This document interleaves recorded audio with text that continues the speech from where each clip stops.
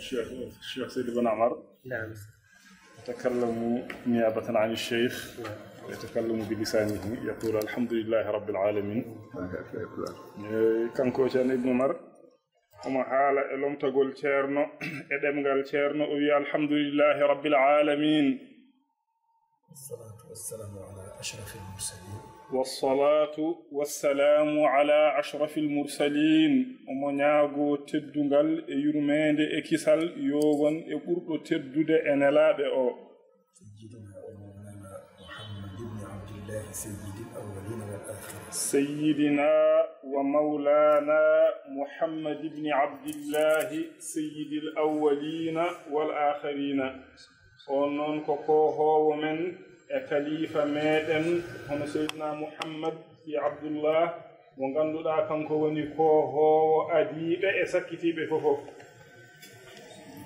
وعن الآل والصحابة الذين هم أنجم الهدى وهم حماة الدين. وعلى الآل والصحابة الذين هم أنجم الهدى وحماة الدين. ونياغو كدينغال تدوغال e on jurum e on kisal yowan e dow koreji makko kanko nelaado Allah sallallahu alayhi wa sallam e sahaabaɓe makko ɓe ganduɗa ko kañum en ngoni koode peewal koode ɗe ene ñemtinire peewal kamɓe kadi ngoni reenoɓe diine o.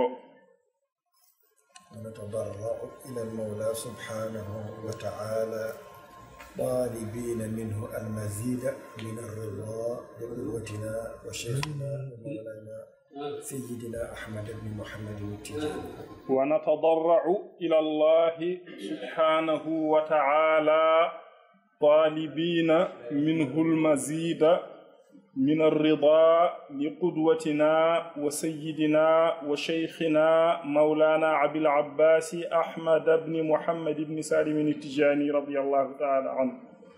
ويكدي إذن لرلكنو فادتو الله سبحانه وتعالى إذن تبئ مكو كانكو الله nde o ɓeydata weluya e ñemtinorgal meɗen ceerno meɗen kilifa meɗen hono ceerno men cheikhana ahmad tijani radiyallahu ta'ala anhu. كما نطلب المزيد من الرضا لخلفاء الشيخ ومقدميه منه إلى يومنا هذا وإلى الحضرة التي معنا وأمامنا. كما نطلب المزيد من الرضا لخلفاء سيدنا الشيخ رضي الله تعالى عنه ومقدميه منه إلى يومنا هذا وإلى هذه الحضرة الذي معنا وأمامنا.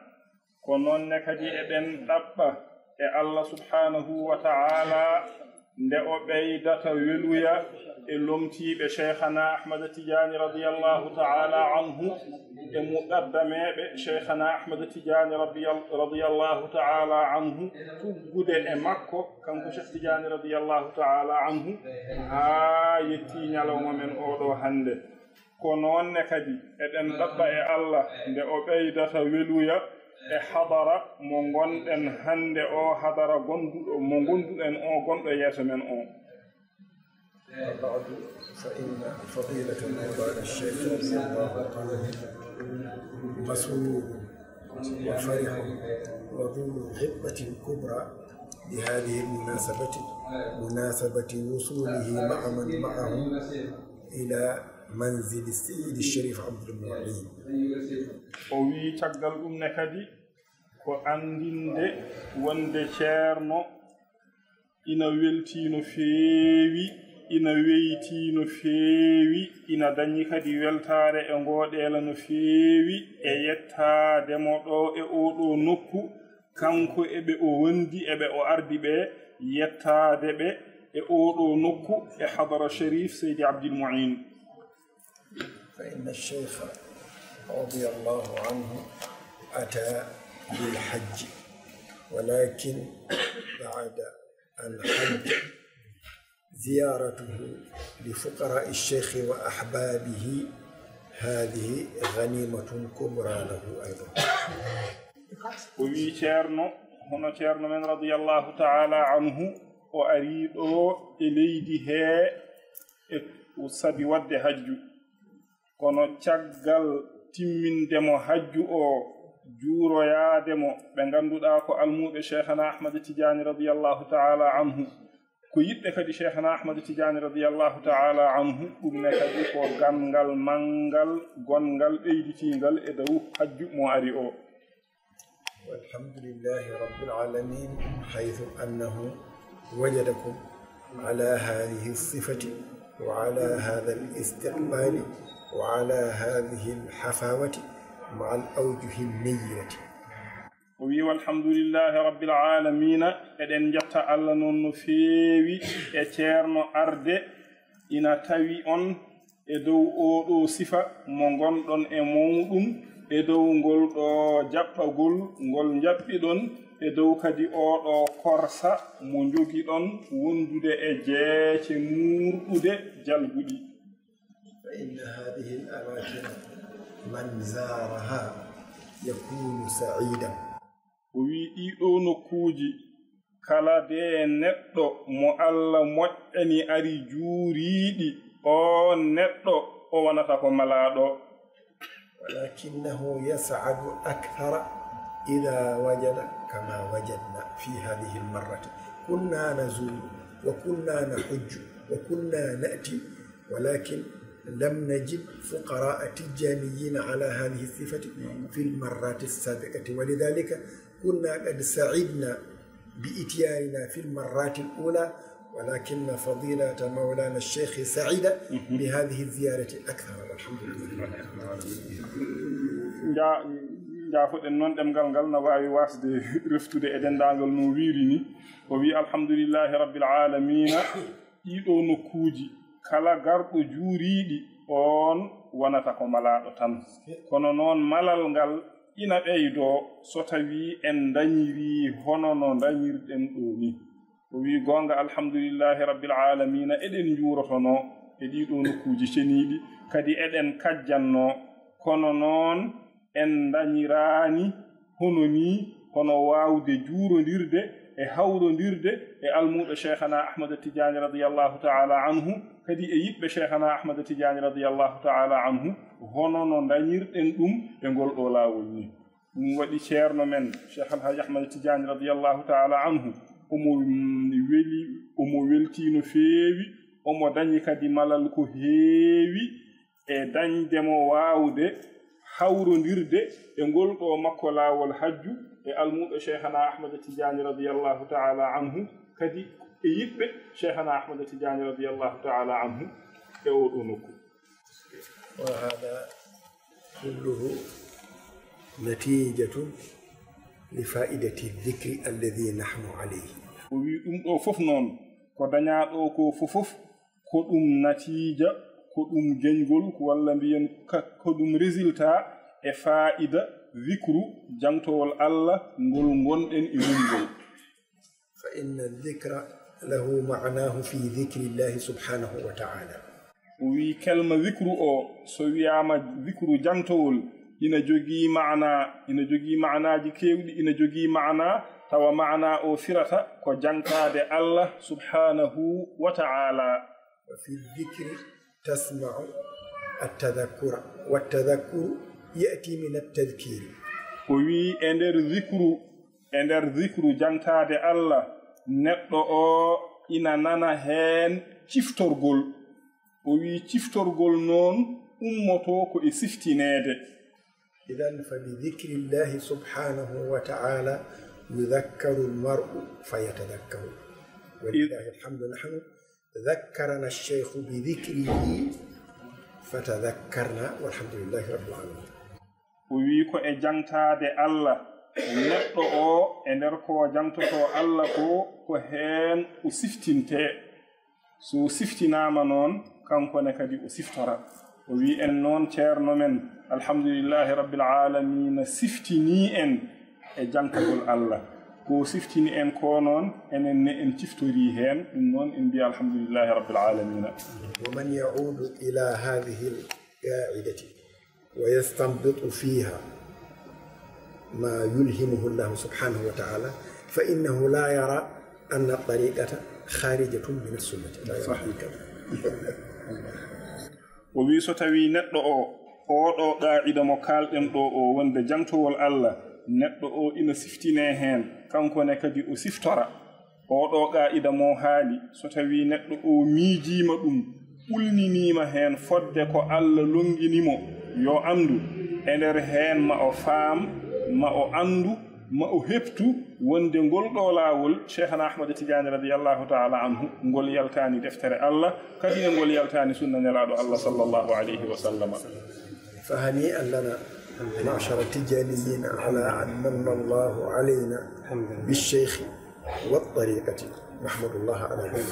ويو بوبان enen dental tijaniyankoɓe nde Allah moƴƴaniri en rokkude en cheikhana ahmad tidiani radiyallahu ta'ala anhu kadi ne o moƴƴaniri en rokkude en laawol cheikhana ahmad tidiani radiyallahu ta'ala anhu ɗum noon en mbi alhamdulillahi rabbil alamin.